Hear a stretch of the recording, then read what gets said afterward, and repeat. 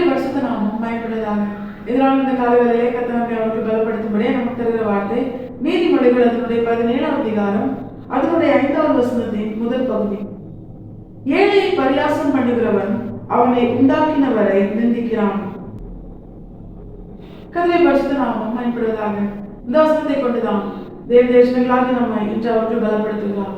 இந்த வசனம் ஒரு எச்சரிப்பின் சத்தமாய் தேவ பிள்ளைகளாகிய நம்மோடு கூட கர்த்தர் பேசுகிறார். ஏழையை பரியாசம் பண்ணுகிறவன் அவனை உண்டாக்கினவரை நிந்திக்கிறான். இது ஒரு எச்சரிப்பின் வார்த்தை. இந்த கடைசி காலத்துல பரியாசக்காரர்கள் அதிகமாய் செயல்படுவதை நாம் பார்க்கிறோம். வேதம் அதைதான் சொல்லுகிறது. கடைசி நாட்கள்ல பரியாசக்காரர்கள் அதிகமாக எழும்புவார்கள் என்று வேதம் சொல்லுகிறது. தேவஜனங்களாகி நாம் ஒரு காரியத்தை தெளிவாய் அறிந்திருக்க வேண்டும். நம்முடைய ஆண்டவர் பரியாசம் பண்ணுகிற சுபாவத்தை எவ்வளவேனும் விரும்புவது கிடையாது. பரியாசம் பண்ணுகிற சுபாவத்தை அவர் வெறுக்கிறார். பரியாசக்காரர் உட்காரும் இடத்தில் உட்காராமல் என்று சங்கீதம் 1ஆம் அதிகாரத்துல கர்த்தர் தம்முடையவர்களோடு எச்சரித்து உணர்த்துகிறார். பரியாசம் பண்ணுகிற மனுஷன் இருக்கிற இடத்துல கூட என்ன பண்ணக்கூடாது, தேவஜனங்களாக நானும் நீங்களும் அமரக்கூடாது. அந்த அளவுக்கு ஆண்டவர் பரியாசம் பண்ணுகிற அந்த சுபாவத்தையும் அந்த மனுஷனையும் தேவன் வெறுக்கிறார்.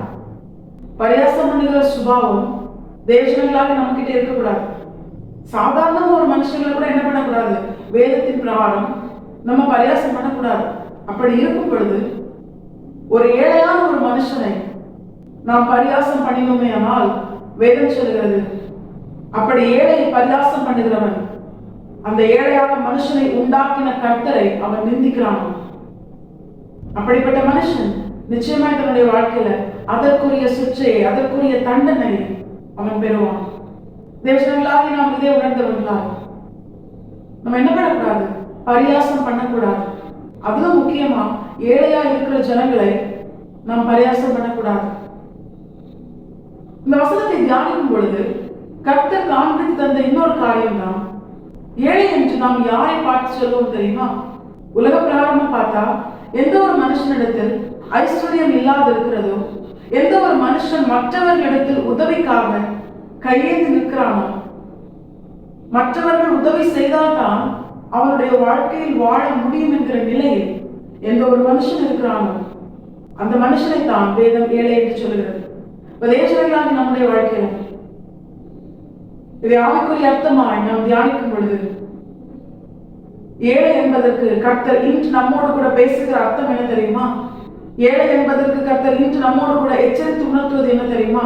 எந்த ஒரு மனுஷனிடத்தில் உன்னிடத்தில் இருக்கிற நன்மை இல்லாது இருக்கிறதோ, அது என்ன வேணாலும் இருக்கலாம், ஞானமோ அழகோ திறமையோ ஏதோ ஒரு நன்மை, அது அவனுடைய வாழ்க்கையில குறைவுபட்டு இருக்கலாம். அந்த காரியத்தில் அவன் ஏழையா இருக்கலாம். அந்த காரியத்தில் அவன் மற்றவர்களுடைய உதவியை எதிர்பார்த்து இருக்கிற அப்படிப்பட்ட ஒரு நிலையில் இருக்கலாம். அப்படிப்பட்ட சூழ்நிலையில் இருக்கிற மனுஷர்களை தேவஜனங்களாகி நாம் நிச்சயமாய் பரியாசம் பண்ணக்கூடாது. ஒரு மனுஷனிடத்தில் எந்தெந்த காரியங்கள் நன்மைகள் இருக்கிறதோ அது இன்னொரு மனுஷன்கிட்ட இல்லைன்னா கர்த்தர் தந்த நன்மைக்காக ஸ்தோத்திரம் செலுத்தி நாம் அதை அனுபவித்து கர்த்தர் வழிகாட்டுகிற பிரகாரம் அதை மற்றவர்களுக்கும் உதவி செய்யும்படியாய் பயன்படுத்த வேண்டுமே தவிர, அதை இல்லாத ஜனங்களை பார்த்து, நமக்கு தேவன் தந்த நன்மைகள் இல்லாத அப்படிப்பட்ட நிலையில் இருக்கிற ஜனங்களை பார்த்து தேவஜனங்களாக நாம் பரியாசம் பண்ணக்கூடாது. வேதம் எல்லாவற்றையும் தெளிவாய் எச்சரித்து உணர்த்துகிறது. ஐஸ்வர்யம் மட்டும் இல்லை, ஞானம், படிப்பு. ஒரு மனுஷன் நல்லா படிச்சிருக்கலாம், இன்னொரு மனுஷன் படிக்காம இருக்கலாம். படித்தவன் படிக்காதவனை பார்த்து பரியாசம் பண்ணக்கூடாது. அந்த உலக ஞானத்துல படிப்பறிவுல அவன் ஏழையா இருக்கலாம். அப்படிப்பட்ட நிலையில் இருக்கிற அவனை பார்த்து கர்த்தர் பாராட்டின கிருபையினால் படித்த ஒரு மனுஷன் படிக்காத ஒரு மனுஷனை பார்த்து பரியாசம் பண்ணக்கூடாது. படித்தவனானாலும் படிக்காதவனானாலும் கர்த்தர் தான் உண்டாக்கினான். ஞானம் உள்ள திறமை உள்ள அப்படிப்பட்ட ஜனங்களையும் திறமை இல்லாத ஞானம் இல்லாத ஒன்றுமில்லாத ஜனங்களையும் கர்த்தர் தான் உண்டாக்கினான். அதனால்தான் வேதம் நமக்கு தெளிவாய் காண்பிக்கிறது, குருடரையும் சப்பானியையும் ஊமையனையும் செவிடனையும் கர்த்தரை உண்டாக்கினார் என்று வேதம் சொல்கிறது. அது அவருடைய செயல், அவருடைய திட்டம். அதை கேள்வி கேட்கவோ அதை குறித்து விளக்கம் கொடுக்கவோ நமக்கு எந்த விதத்திலும் அதிகாரம் கிடையாது. அது கர்த்தருடைய செயல்.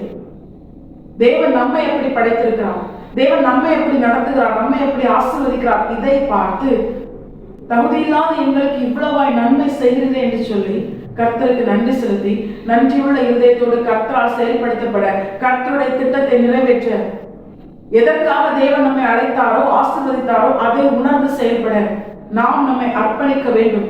அதை விட்டுட்டு என்ன பண்ணக்கூடாது? நம்மிடத்தில் இருக்கிற நன்மைகள் இல்லாத ஜனங்களை பார்த்து பரியாசம் பண்ணக்கூடாது. இது கர்த்தருக்கு எச்சரித்து உணர்த்துகிறார். சபையாகிய நம்மை பார்த்து, அவருடைய அவயவமாய் அவரால் செயல்படுத்தப்படுகிற நம்மை பார்த்து கர்த்தர் இந்த கடைசி நாட்களில் எச்சரித்து உணர்த்துகிறார். பரியாசம் பண்ணாதே. சும்மா விளையாட்டு கூட பரியாசம் பண்ணாதே. பரியாசம் என்கிற சுபாவம் கர்த்தர் அருவருக்கிற அப்படிப்பட்ட ஒரு பொல்லாத சுபாவம். அதிலும் பிரதானமாய் ஏழையா இருக்கிற ஜனங்களை, நம்மிடத்தில் இருக்கிற நன்மைகள் இல்லாத ஜனங்களை, அது என்னவானாலும் இருக்கலாம், அது என்ன நன்மையானாலும் இருக்கலாம், நம்மிடத்தில் ஒரு நன்மை இருக்கா, அது இல்லாத ஜனங்களை பார்த்து அதை குறித்து நம்ம பரியாசம் பண்ணக்கூடாது. இது கர்த்தரை மிகவும் கோபப்படுத்துகிற ஒரு செயல். அப்படி செய்கிறவன் கர்த்தரை நிந்திக்கிறான் என்று வேதம் சொல்கிறது. எந்த ஒரு மனுஷன் கர்த்தரை நிந்திக்கிறானோ அவன் அதற்குரிய ஆக்கினையை அடைந்தே தீர்வான். தேசங்களாக நாம் இதை உணர்ந்தவர்களால் ஆக்கினை அடையும்படியாய் கர்த்தர் நம்மை தெரிந்து கொள்ளவில்லை, அவரோடு கூட ஆளுகை செய்யும்படியாய் கர்த்தர் நம்மை தெரிந்து கொண்டார். அவருடைய அன்பை பெற்றுக்கொண்ட தேவஜனங்களாகி நாம் அவருடைய அன்பை இன்னும் அதிகமாய் ருசிக்க, கர்த்தர் நல்லவர் என்பதை ருசித்து பார்த்து அவருடைய சுபாவத்தை வெளிப்படுத்தி தேவன் தந்த நன்மைகளுக்காக நன்றி செலுத்தி, அந்த நன்மைகள் இல்லாத நிலையில் ஏழையா இருக்கிற ஜனங்களுக்காக முதலாவது கர்த்தரிடத்துல ஜெபிக்கிறவர்களாகவும், பிற்பாடு கர்த்தர் தந்த ஞானத்தின் பிரகாரம், கர்த்தர் நம்மை வழி நடத்துகிற பிரகாரம் அவர்களுக்கு உதவி செய்கிறவர்களாகவும் நாம் நம்முடைய வாழ்க்கையில் மாற நாம் நம்மை முழுமையாக கர்த்தரை பார்த்து அர்ப்பணிப்போம். தேவஜனங்களாகி நாம் இப்படி மாறும் பொழுது கர்த்தர் நிச்சயமாய் தாம் சொன்னபடியே தேவஜனங்களாகி நம்மை ஆசீர்வதித்து உயர்த்தி நம்மிலே சர்வ வல்லமையுள்ள தேவன் நம்முடைய தேவனாய் மகிமைப்படுவது அது நிச்சயம். தேவஜனங்களாகி நாம் இதை உணர்ந்தவர்களாய் இந்த வசனத்துக்கு கீழ்ப்படிந்து வாழ நாம் நம்மை முழுமையாக கர்த்தரை பார்த்து அர்ப்பணிப்போம். கர்த்தாவே இந்த வசனத்தை கேட்டு நம் அனைவரையும் ஆசீர்வாதத்தோடு நடத்துவாராக. கர்த்தரை பரிசுத்த நாம் மட்டுமே மகிமைப்படுவதாக. மாரநாதா இயேசு வருகிறார். ஆயத்தமோ பெரிய ஆயத்தப்படுத்துவோம். ஆமென். என்பலன் ஒன்றுமில்லை என்று நான் அறிவேன், அவர் பலனின்றும் குறையவில்லை.